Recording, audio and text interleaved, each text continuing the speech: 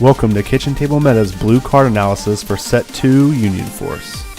Hello everyone, how's it going? Welcome back to KitchenTableMeta. I am so excited to have some spoilers for Union Force. And I'm even more excited that they're blue cards because that is like by far my favorite color. It's just so cool to be able to go through these cards with you guys and talk about them. But before we get started, I do want to explain real quick how I'm going to rate the cards. And I'm going to rate the cards with 1 to 3 stars. 1 star being cards that maybe aren't quite good enough or maybe are too nichey and might only be good in very extreme situations or very specific, maybe rare occasions.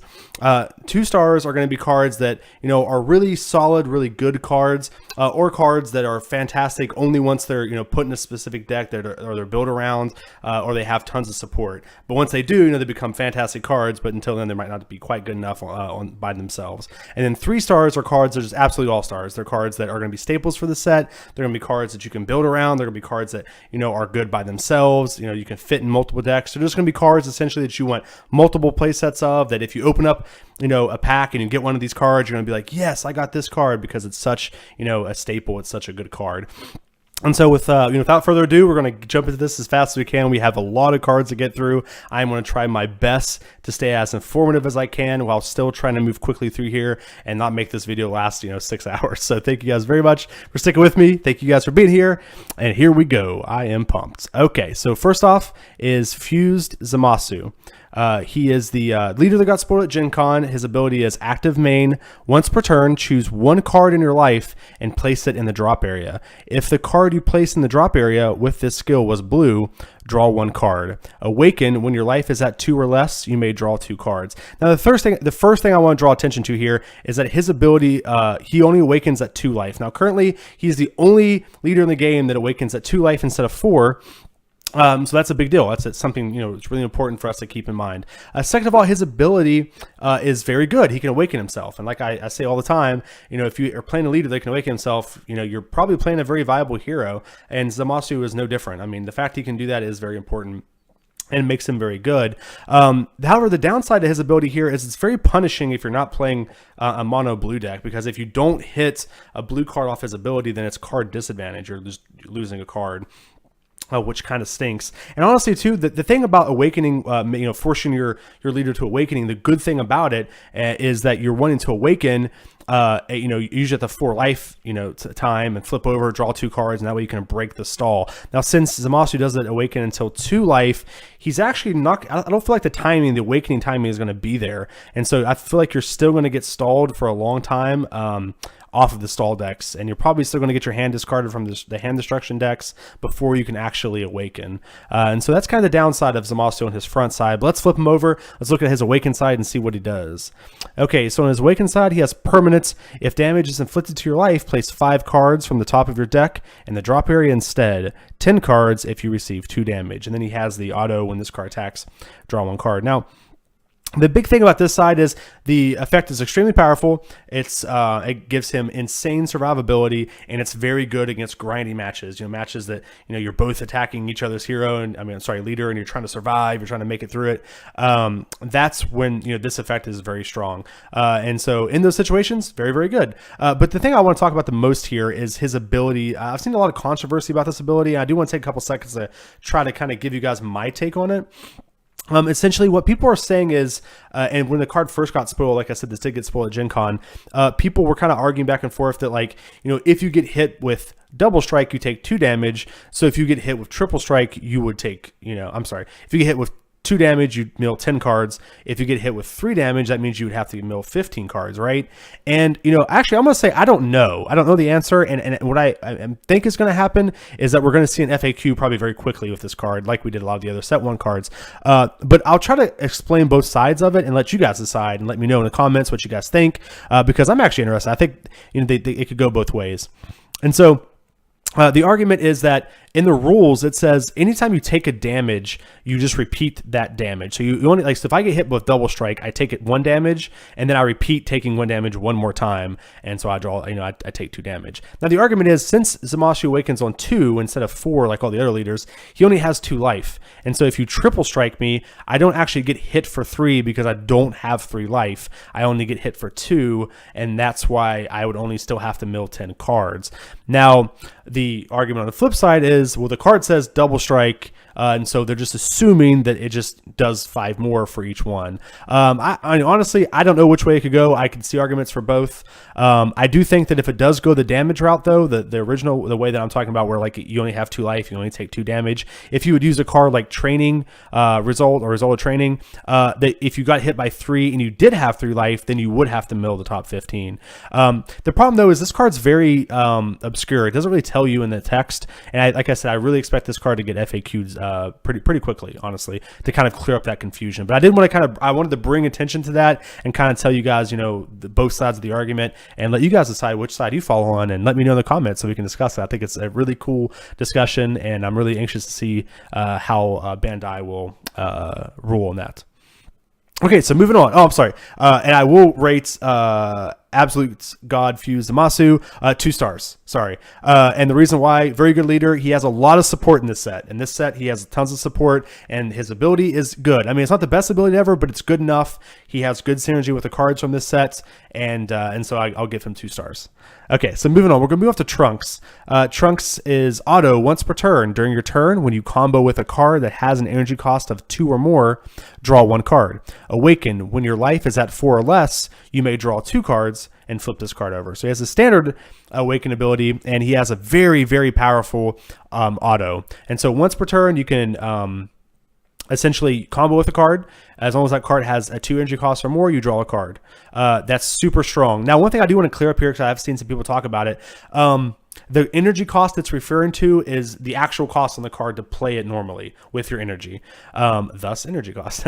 But the little number that's beside your combo, that's actually called combo cost in the rules, and so it's not the same thing. And so this effect doesn't work on some special card we haven't seen yet that has 2 combo cost. It's just literally referring to the energy cost. Now, to kind of give you guys an idea, this effect works on a lot of different cards. It works on like Further Destruction Champa.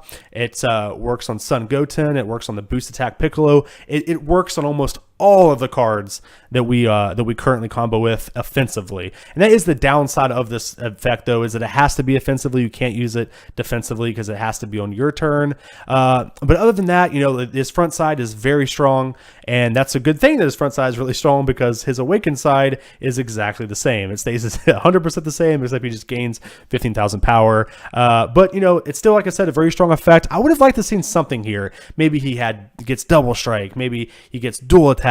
Something different on the back. Maybe do something cool where it's like if you have 10 combo cards in your drop area, he gets a cool effect. Something. Unfortunately, he just does the same thing, which is fine. Like I said, very powerful ability. Trunks is gets a lot of help in this set too. So because of that, I'm going to give him a solid 2-star. Very good leader, and we'll see why here in a couple cards.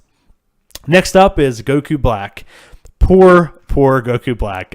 Man, I feel so sorry for the Goku Black players, because I know a lot of people were super hyped about this guy. He's a cool character in the show. I mean, don't get me wrong. Unfortunately, he has a couple struggles, and we're going to find out why here. He has active main once per turn. If you have 2 or more blue energy, choose 1 card in your life and place it in your energy area. At the end of that turn, choose 1 of your energy and place it into your drop area. Awaken at 4 life, draw 2 cards.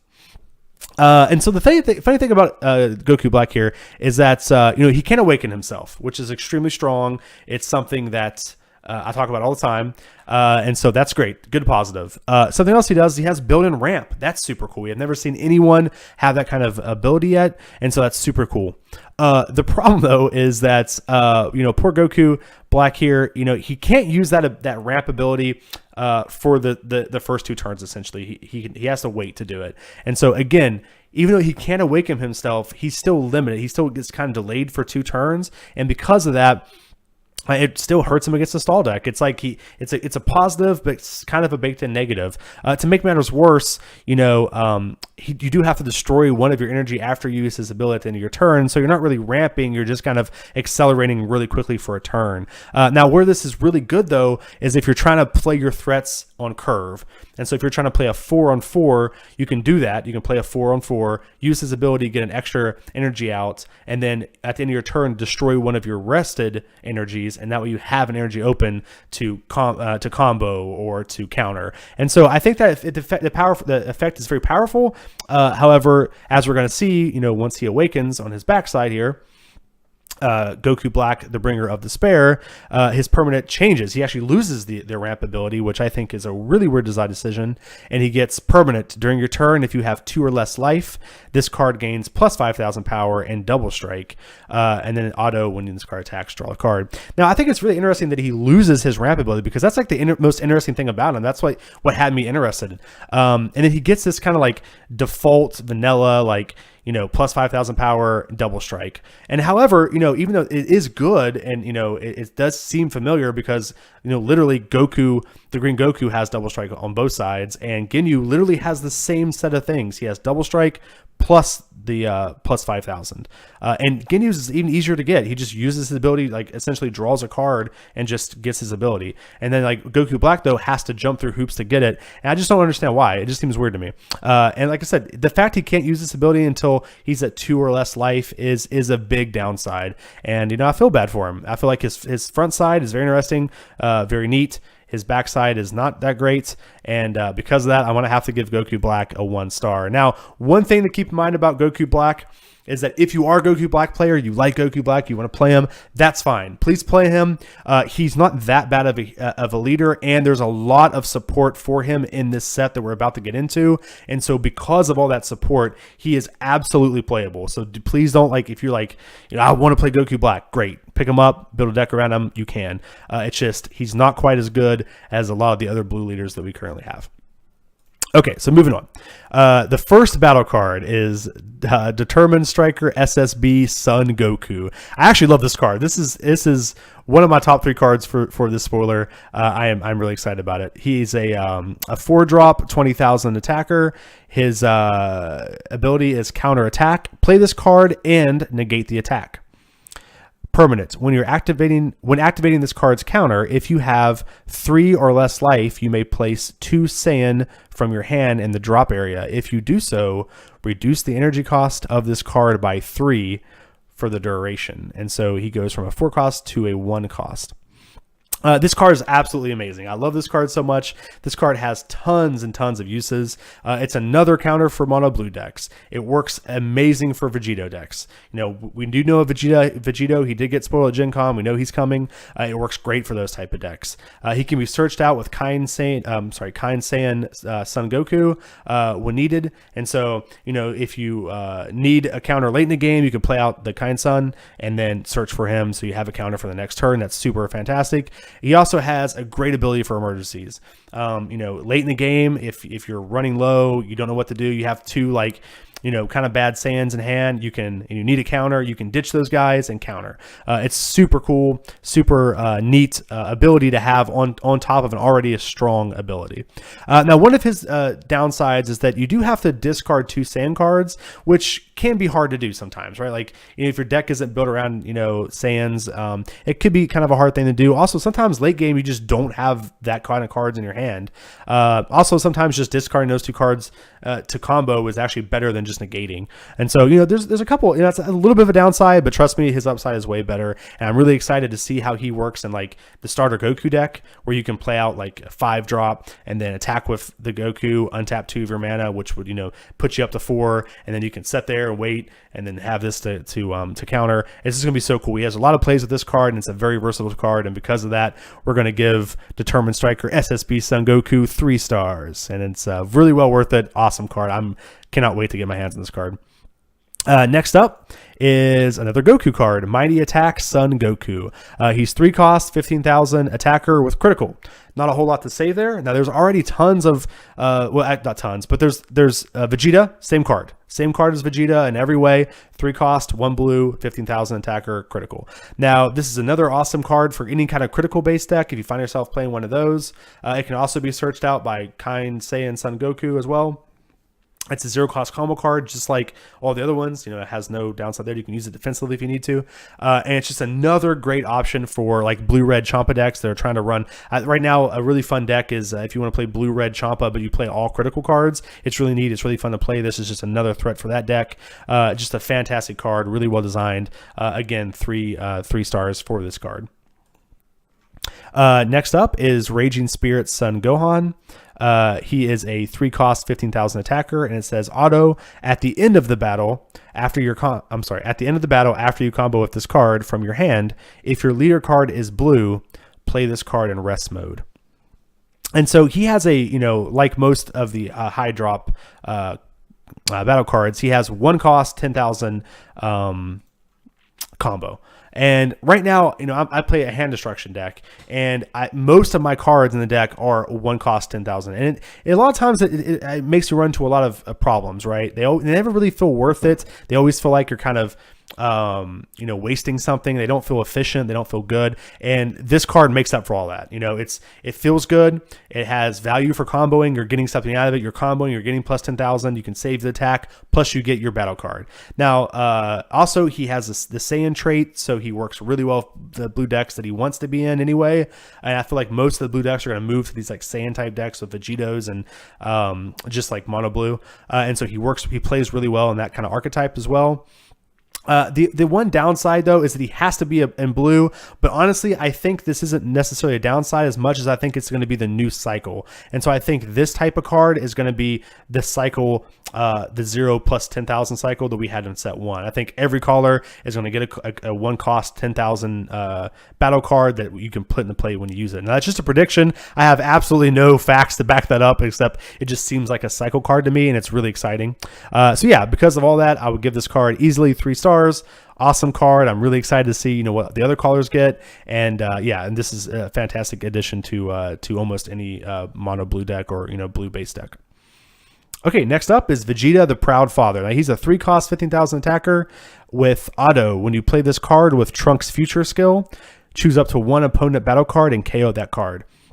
Now, this card's super cool. It's awesome. It plays really well with Trunks. Like I said earlier, one of the reasons why I gave Trunks a 2-star rating was because he has so many tools this set to play with, and this is one of them. Now, the downside with this card is that you have to use it off of Trunks' skill to get the added effect of the KO, and because of that, that restriction, that means you have to use the card on offense, and so you can't use this like defensively to like kill a card in combat, unfortunately. But other than that, that's like the downside with that. But other than that, he has amazing value with the Trunks leader. You play him out, you kill a guy, you draw a card. Extremely powerful. Like I said, downside has to be with the Trunks leader to get any kind of benefit of it at all, and you have to use it offensively. So because of that, it's going to be more used for more offensive decks. But great deck. Great card. I'm going to give it a 2-star. Next up is Trunks, Creator of the Future, and boy, this card, I cannot explain how rough this card is. So 3 cost, 3 blue threshold. Active main, place this card at the bottom of your deck. Choose 1 blue Son Goku or Vegeta with an energy cost of 3 or less from your hand and play it. This card is so weird to me, and every time I read this card, I always feel like I'm missing something. I always feel like there's something there that I didn't, I'm not seeing, I don't get. It just seems like kind of a very awkward card all around. So we'll start with the positives. The thing about this card is that it can attack, so you can play this card out, attack with it, and then use its skill to put at the bottom of your deck and play out another card. And so that way it kind of protects itself, because normally when you attack, your opponent can attack you back, and in this situation, it does protect itself, which is pretty neat. It's a good attacker for aggressive blue decks. And it also doesn't die from its skill, so you're not actually losing the card. Does it go into your drop area or something, which isn't necessarily a negative or a positive. It's just something to keep in mind. If there's anything that says, hey, if you have X amount of battle cards in your drop zone and this happens, then this effect is a negative. But if you have something on the contrary that's like if you don't have any battle cards in your drop area, this happens and this is a positive. So just something to keep in mind. Now, starting with the negatives, it is a kind of a lackluster skill. It's kind of a weird kind of ability. To me, you can just literally, if you want to play a card out like that, you can just play out your 3-drop card and not attack. I mean, honestly, very few decks want to be attacking on turn 3 anyway. Most of the decks want to wait a little bit, kind of build up a board presence, and then start doing combat. And so, a little weird to me that the way that this kind of is set up and the way this is kind of being I guess, shown to us. It just seems like there's something I'm missing, maybe something that's later in the set that I don't know about. However, one thing I will say about this card is it is a fantastic card in blue-red Champa decks. It's actually super, super cool. You can play it out. You can attack, you draw a card off Champa, and then you can use this ability to put them on the bottom and then play another card out so you're ready for next turn. So you draw a card off of it and then replace itself so it's protected. But the downside with that is that he costs 3 blue. And so it's just like, it even doesn't really play that well in that kind of deck either. So if you want to play like a Kaba first turn, you wouldn't be able to play this on turn 3. So it's just kind of an awkward card. Like I said, I absolutely almost have to be missing something. Let me know in the comments if you see something I don't see, but I'm going to have to give this card a 1 star. Okay, moving on to Unyielding Spirit Trunks. He is a 2-cost 10,000 attacker. Auto during your turn. When you combo with this card, if your leader card is blue, choose up to 1 of your energy and switch it to active mode. I love this card. This is actually, again, one of my top 3 cards in the set. Love it. Think it's super cool. The positives is this card is amazing with the Trunks leader, because to really get the value off of this card, you want to combo with it on your turn, which is exactly what you want to be doing with Trunks. And so essentially this card, you play it out, draw a card off Trunks ability, and untap 1 of your energy, which is really, really neat. It's also great when paired with critical cards, because it gives you a good threat to buff. With this card, which is super cool. And it also has a lot of really cool play possibilities with the starter deck Goku and Senzu Bean. You can do some really cool stuff where you can play out like a high cost card, attack with Goku combo, untap 1 of your mana, use Senzu Bean, untap another 1 of your mana, untap your mana with Goku's attack too. Now you're back up to 4 mana already. You can play out something bigger. Play out another 4-drop. It's just really neat. It has so many cool interactions. It has so many cool play opportunities. It's just an exciting card for me. Cards like this just start getting me brewing. It starts making me think of plays, and that's the kind of cards I love. It's the kind of cards that get me excited about a new set. Now, a couple of the negatives of this card is it has to be played on your turn, something we talked about, and it only works with blue leaders, which I don't think this is part of a cycle. I think this is just kind of a blue mechanic that they like, and I think it's really cool. It's a mechanic that's kind of unique to blue. I mean, green has a energy untapping card as well, but most of the time it's just unique to this color. So I'm going to give Unyielding Spirit Trunks a 2-star rating and think this is a fantastic card that you all should be very excited about. Okay, next up is Bulma. 1-drop, 1,000 power. Auto, when you play this card, you may choose up to 1 Trunks Future with an energy cost of 4 or less from your deck and add it to your hand, then shuffle your deck. Now, I don't want to spend too much time with this Bulma, but this Bulma essentially has the same problem that the Bulma currently has. It has a tutor effect. You can search your deck, get something awesome. However, she doesn't really have a target. She doesn't have that good of a target, and that's not really her fault, obviously, right? It's not like it's Bulma's effect is bad. It's just that as the game progresses, as we get more sets, then this effect is going to get better and better and better. So it is a good card. It's just currently the targets just aren't quite there. Now, one of the targets you can get that's actually really good is you can get the Promo Trunks. And the Promo Trunks is actually very good in a couple different decks. It's good in the dual attack Goku deck, and it's also good in the starter deck Goku deck. There's also some other decks that's been coming around that kind of use that promo. So that's good. But other than that, it has very few targets. It has Implaceable Trunks, Slasher Trunks, and Light of Hope Trunks, I think, are the 3 targets currently in set 1. And then it has some of the future Trunks that we'll talk about. It's in the spooler. But other than that, that's really all they have. And like I said, only like 1 of those Trunks are played. But again, I don't want to talk too bad about this card because it could get better, but currently it's just not good enough. So we're going to give her a 1 star. Moving on to Beerus, Essence of Destruction. Now, this card just bums me out so much because I love Beerus. He's my favorite character in Dragon Ball Super by far. I mean, like I even have his little figure right here. So I mean, he's my boy. I love him. Unfortunately, this just isn't his card. This is not the set for him. He's a 4-cost 20,000 attacker with double strike. He has a pretty lengthy auto, so I'm going to go through it here and kind of explain it. It says, when you play this card, your opponent chooses a number of cards from their hand equal to the number of battle cards in their battle area with an energy cost of 1 or less and places cards on the top of their deck in any order. Then your opponent returns all of their battle cards with any cost of 1 or less to their hand. And so when I first read this card, I was super excited. I saw it and I was like, wow, this is really good. This is a way to counter these 1-drop, decks that take, like Boo into Bulma, into Goku, and just like have all these, awesome 1-drops out. And then I started thinking about it. I started thinking about how I'd play it and how I'd play around it. And, I started thinking, I was like, yeah, actually, this card's actually not very good. And it's kind of awkward. I feel like it was designed as like the one drop killer, right? And I feel like that's not what's going to happen. I feel like what's going to happen is, like, again, we'll use the same situation. I play Boo into Goku. Okay. You play out Beerus. You take, I have to take 3 cards in my hand, pitch them, and then draw those 3 cards back. Even if those 3 cards you just made me pitch completely discards my hand, and kind of locks me because now my 3 cards are back on top of my deck.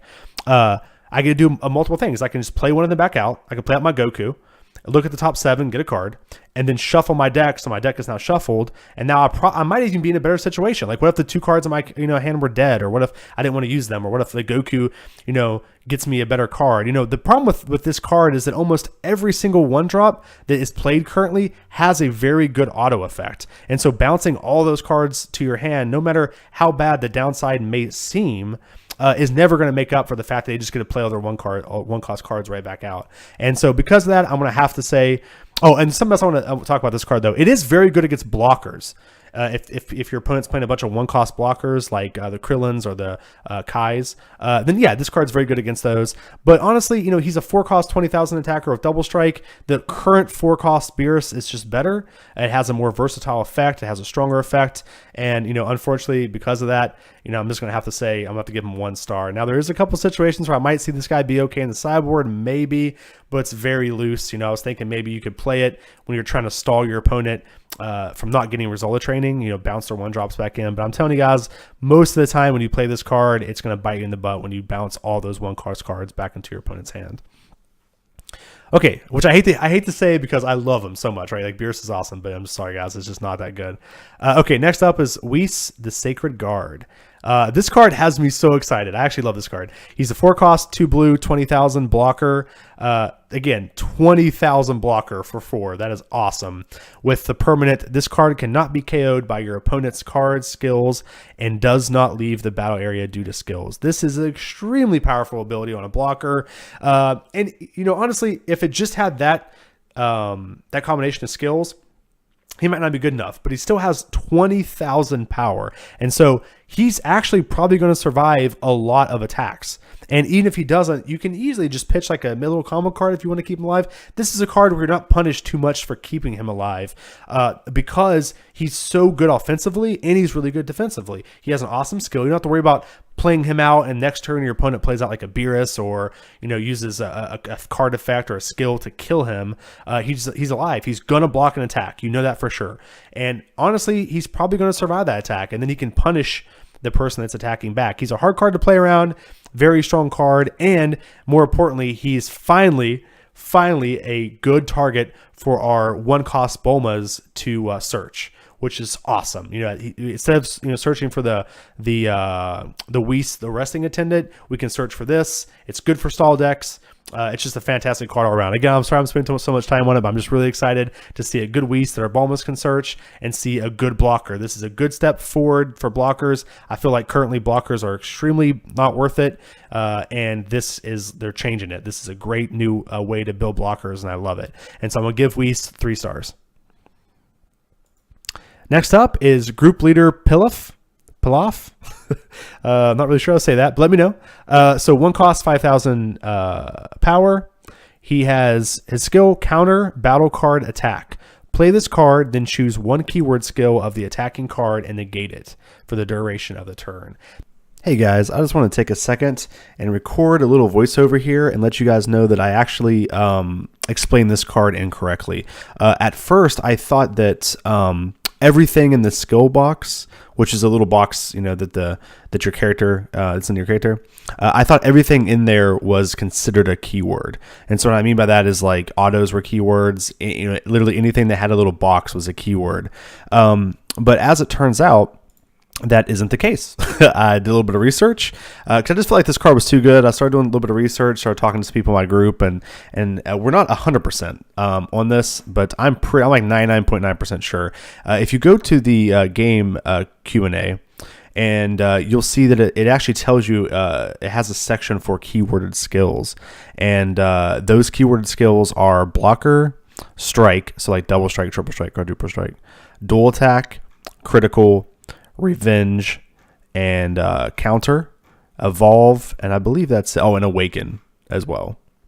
Those are all keyword skills on your card, and so unfortunately that isn't the auto ability, and so because of this, I don't believe this card actually hits the auto ability. I also checked in the rules, and in the rules manual, those same keywords are also selected, and so I just wanted to take a second to let you guys know that I definitely messed up here. Again, you guys will never actually hear me messing up, but essentially, how I explained it before was that it hit the auto and that it was very good, against like Vados and stuff like that. But unfortunately, it will not affect them. It won't affect Vados. It won't affect the promo Goku.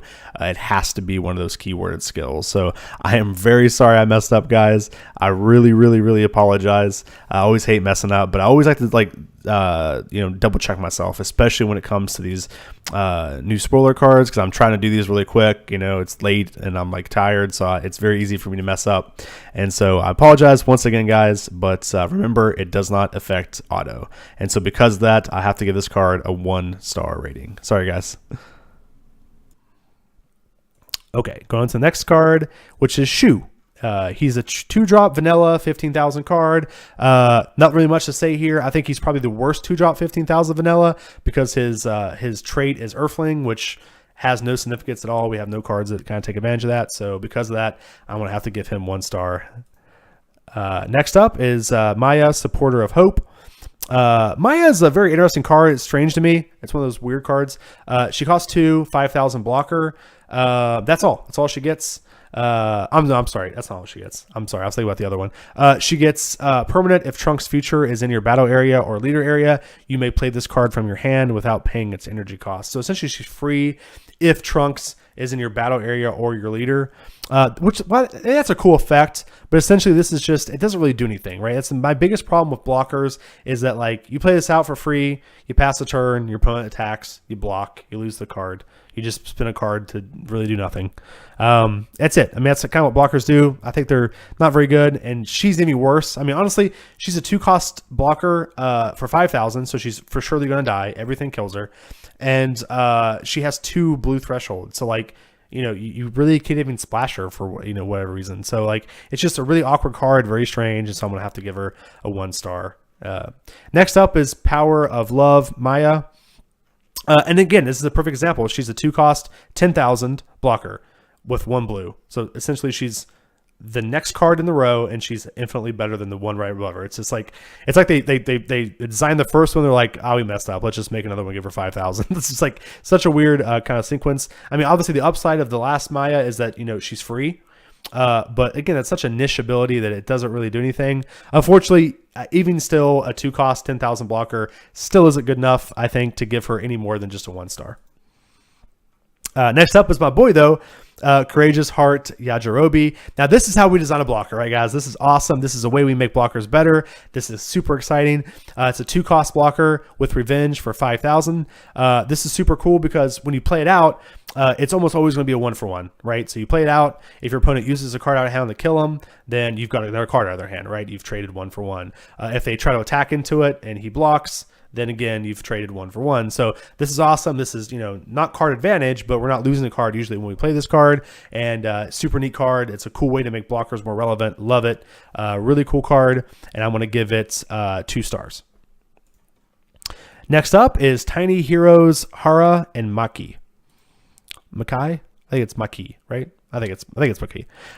Next, I'm sorry. It has 1 energy, 1,000 power, and its ability is when you play this card, choose one of your other battle cards. It gains 1,000 power for each of your energy for the duration of the turn. Now, this is extremely powerful effect. I remember the first time I saw it, I was like, I don't care, and just like kind of scrolled past it. And then I went back and like reread all of them and started making notes for the video. I was like, oh, whoa, this ability is actually absurd. The one downside to this ability is that, it only triggers on your turn, so it is an offensive ability. It's not going to be very good defensively.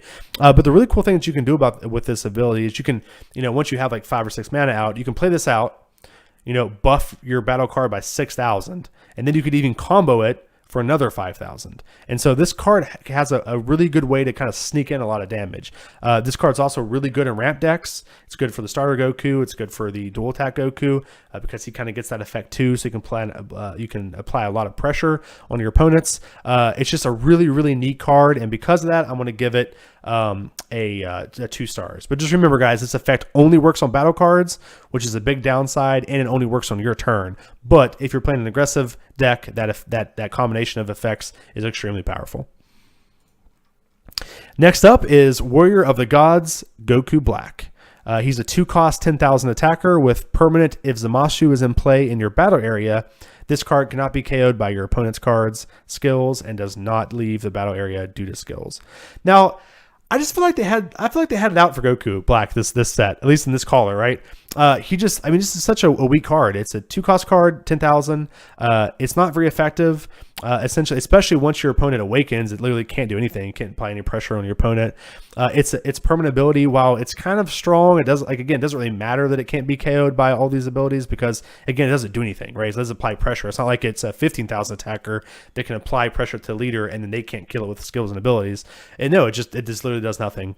And then for it to even get that ability, Zamashu has to be in the battlefield, battle area. It doesn't even work with Zamashu leader, which I think is kind of a misstep. And so, because of all this, I'm just going to have to give Goku Black, unfortunately, a 1 star, guys. I really apologize. I know it feels like I'm ragging on Goku Black, but it's just not good enough. Next up is Zamasu, the Alert God. 6-drop, 2 blue threshold, 25,000 power. 3 blue, 2 colorless, evolve on Zamasu. Indestructible, which is an absurd keyword that we're going to get into here in a bit. Auto, when your opponent's card attacks, if your leader card is Zamasu or Goku Black, you may place 1 card from your hand in the drop area. If you do so, negate that attack and negate this skill for the duration of the turn. And so I'm going to kind of take these in the row here. So first of all, Indestructible. Indestructible is an amazing keyword in this set and in this game in general for the way that it works. Because essentially this card comes out, it has 25,000 attack, which is insane amount of attack. Okay, it's for its cost. I'm sorry. So for its cost, it is 6. And it does, 25,000. It can put tons of pressure on the opponent's leader. It can put pressure on almost all of their battle cards. There's not very many battle cards that get out of range of this. And it's indestructible. You lose absolutely nothing for doing it. You play it out, you attack. If you don't do damage, you have to dump combo cards, and they can't even pressure that card back. So you still have that threat for next turn to do it again. What's more, if you're running Zamasu or Goku Black, you also can counter 1 free counter every turn. I mean, you have to pitch a card, but that's insane. That's insane value. That's awesome for Sol decks. It's great. But honestly, just that effect, in my opinion, makes Zamasu and Goku Black playable. Like just that effect in this card makes them playable.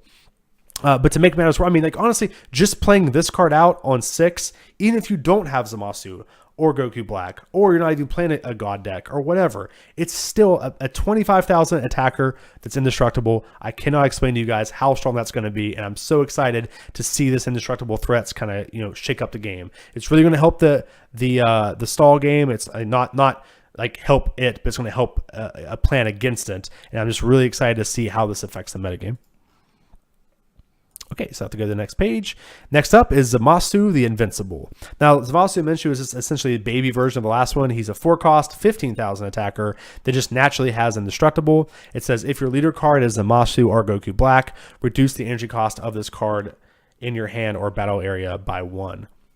Now, the thing about this is that, again, Indestructible is insane. It has 15,000 power. That's insane. It can pressure the leader on both sides, non-awaken and awaken, and its permanent ability lets you play it for 3. So if you're playing Zamasu or Goku Black, you get a 3-cost 15,000 attacker with Indestructible. They can't be killed, and there are certain, a couple different ways that you can stop Indestructible cards, but they're very, very, very situational, and very few of them actually stop it forever. And there's a couple of different ways you can take Indestructible off of the character, but usually when you do that, you then can't actually kill it. And if you do, you've just 2-for-1'd yourself. You've just taken 2 of your cards to kill, an indestructible card. So he's got value anyway. So this card is just awesome in all fronts. And so because of that, once again, I'm going to have to give him 3 stars. He's just fantastic. Absolutely fantastic card. Next up is God of the Gods, Great Priest. Now, the thing about the God of the Gods, the Great Priest is, oh man, this card is awesome. So it's 7 cost, 20,000. And its ability is double strike, and its ability is when you play this card, if your leader card is God, choose any number of God in your battle area and add them to your energy area in rest mode. And so what's so fantastic about this card and what's so cool is this really opens up the Beerus decks, right? This really is going to make the Beerus leader, get the 16 mana, or just, more likely just play out the 12 drop Whis.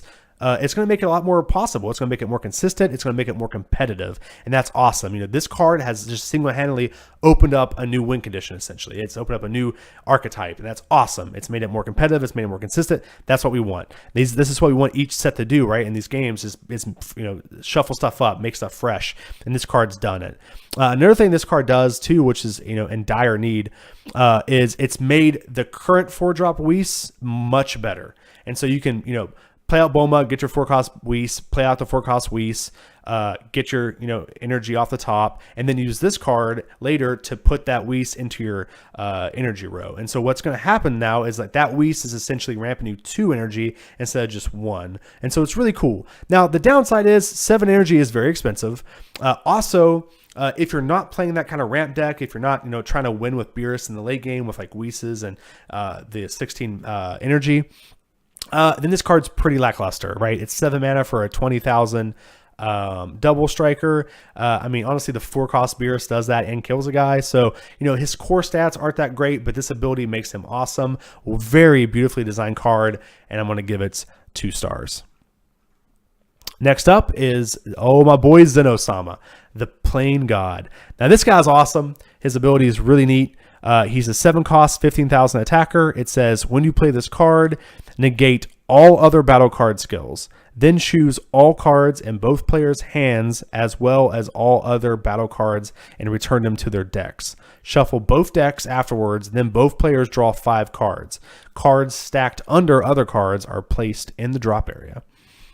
And so the cool thing about this card is that it can be used in a bunch of different situations. It's a good counter to Indestructible. Okay, we talked about that. It's also a really good counter to decks that love to have tons of cards in their hand. Vegeta decks come to mind, right? It's very easy for Vegeta decks to have 11 or 12 cards in hand at a time. And so this card's a very good counter to that. Essentially, if they have 12 cards in hand, you play this out, you both pitch your hands, and then boom, hey, I got 5, I have 5 cards, you have 5 cards, here we go. We're starting over, we're both on a level playing field. On that same note, it's very good in aggressive decks because aggressive decks can pitch their hand very quickly. They can play out a bunch of threats. If I play out, a card, you kill it. I'll play another card, you kill it. I'll play another card. Just keep doing that until I don't have a hand anymore. I draw this guy. I'm just like, later, let's start over. And now I take all your cards out of the hand. It's a super powerful effect. This card's also very good in stall decks because since it, kind of takes control of the field as well.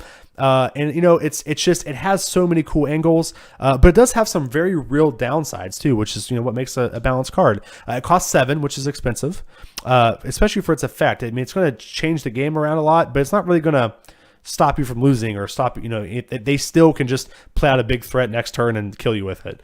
And also is a 0 cost for 0. I didn't notice that the first couple of times I went through the spoiler list here, but it's not going to help you at all. It's essentially an extra card. It has no value at all in combo phase, and so running too many of these can really be disastrous. But I feel like running like 2 in your deck is probably going to be a good number, and you're going to be able to do some really cool things with this. It's also again works really well in the Beerus kind of stall. Get to 16 life or Whis play, and I'm just excited to see what people do with this card, and for that reason I'm going to give Zeno-sama, my boy, 2 stars. Next up is Universe 10 Supreme Kai Gowasu. This is just a 1-drop 5,000. Look at the top 3. cards in your deck, and then choose a god among them and add it to your hand, then shuffle your deck. This is essentially the Avenging Frieza of gods instead of looking for Frieza's army cards. This is really cool. This card also has the added benefit, if you're playing that Beerus deck that I'm talking about, of playing its late game, right? So you can play it late game, play it down, look at the top three, get the priest card, and then play the priest card down and use this card. This card would then get knocked back down to your energy. So it's very efficient in that deck, and I think it's a very good complementary card. And because of that, I'm going to give it a 2-star. All right, so now we're moving on to extra cards. And so the first extra card that we're going to come to is Father-Son Galactic gun. I never can figure out how to say that word right because it sounds so much different in Japanese, like in the Japanese anime, than it does like in American. And in the American like dub, I always feel like they're saying galactic gun. So, but like I can never say that word right. Everyone always makes fun of me.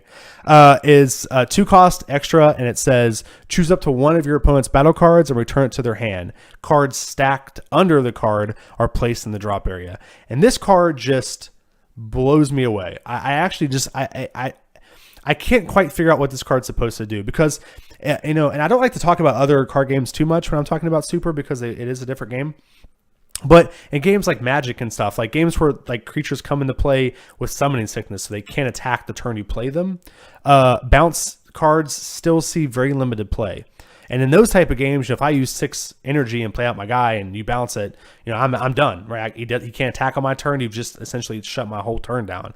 And even in those type of games, the bounce cards aren't seen very much. Now in this game, the cards not only have haste, but almost all of the cards in this game have some sort of effect when they're played.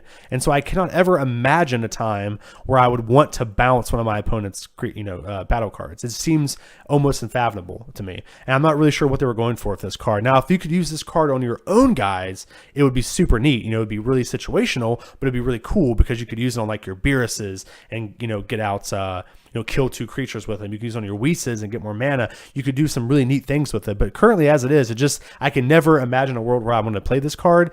And on top of that, it is a extra card. So it has absolutely no value in the combo phase either. So I just can't find a place for this and can't quite understand what they were going for with this card. And so because of that, I'm going to give it a 1-star. Next up is Mafuba. Mafuba is 2. It says counter battle card attack, negate the attack, and place this card on the attacking card. At the end of the opponent's next turn, place this card and only this card in the drop area. As long as this card is stacked on top of another card, that card is not treated as a battle card and its skill cannot be activated. Now this card is really weird for me. I keep going back between 1 and 2 stars on this card because, I think it's cool. It's another counter. So this is the 3rd counter in blue now currently, if you count the Goku card. And so we have the Whis Cohesion, and then we have this card, and then we have the Goku. And so in mono blue decks, this is, I guess the 16th counter you can have in your deck. You can have literally 16 cards that can counter. That's neat.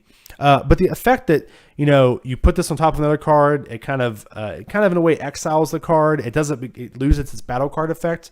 To me is a problem because it'd be really sweet if I could use it, negate the attack, and then on my turn kill your guy. But since your guy is no longer a battle card, I can't attack it, and every single card that deals with battle cards target them. It says destroy a battle card, and I can't. So I can't. The second part of that card is I can't see very much value in it, and so essentially this is just a 2-cost counter, in my opinion. Now there could be some argument being made where this card could be really effective against like big drops that you can't deal with. It's kind of a little bit of a counter to Indestructible. It's not really a counter, it just saves you a turn. But honestly, I just don't think that effect is good enough. Now, one thing to keep in mind though, is if there's a effect that it gets, so let's say it's a blocker, like we'll use Frieza as an example. You can use this on Frieza and then, drop like Whis. And since you take an extra turn with Whis, Frieza would lose that ability the next turn too, because this card doesn't leave until your opponent's next turn, not the next turn. So while that scenario is extremely unlikely, it is something to keep in mind. But unfortunately, I want to have to give this card, I'm going to go with my gut instinct, give this card a 1-star. Now I could see where this card could become, maybe be a 2-star card, but I just can't imagine it being too good. So anyway, we're going to move on to the next card, which is Time Ring. Time Ring is a 2-cost extra card, 1 blue threshold. It says look at up to 10 cards from the top of your deck. 10 cards, unbelievable. Choose up to 1 Goku Black or Zamasu. Among them, if you have 4 or more energy, choose up to 2 instead. Add the chosen cards to your hand and shuffle your deck. Now, first of all, just to be clear, 10 cards is absolutely bonkers. That is so many cards. It is almost impossible not to hit one of those cards off of 10 cards. Now, if you have 4 more energy, you can take 2 of those cards. And so this card goes from being like replacing itself to being card advantage if you have 2 cards. If you have 4 energy. Now, off the top 10, you are, again, very likely to hit 2 of those battle cards.